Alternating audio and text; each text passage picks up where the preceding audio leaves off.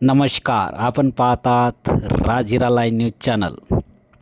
सीतामाई देशमुख कन्या शाळा विडूळ येथे सल्लागार समिती निवड व सत्कार सोहळा संपन्न.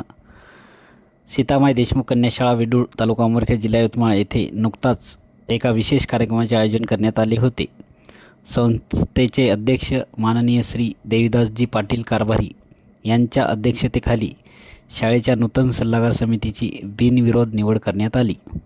तसेच सर्व नवनिर्वाचित पदाधिकाऱ्यांचा आणि सदस्यांचा भव्य सत्कार सोहळा पार पाडला.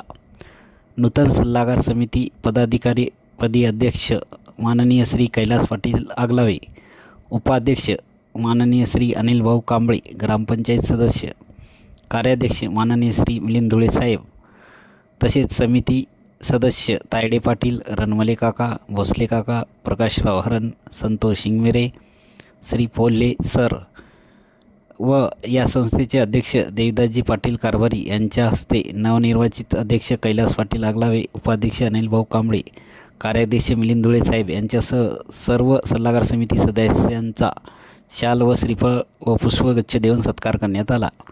यावेळी बोलताना संस्थेच्या अध्यक्षांनी शाळेच्या शैक्षणिक प्रगतीत आणि विकासात या सल्लागार समितीचे महत्त्वपूर्ण योगदान राहील असा विश्वास व्यक्त केला.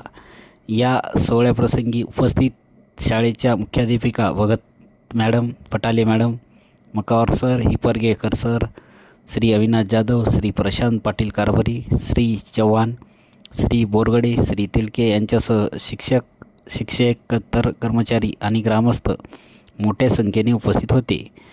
नूतन सल्लागार समितीच्या सर्व पदाधिकाऱ्यांचे विडूळ परिसर व शाळेच्या वतीने मनपूर्वक अभिनंदन करण्यात येत आहे. राजहिरा न्यूजसाठी मुख्य संपादक दिलीप मुनेश्वर, उमरखेड.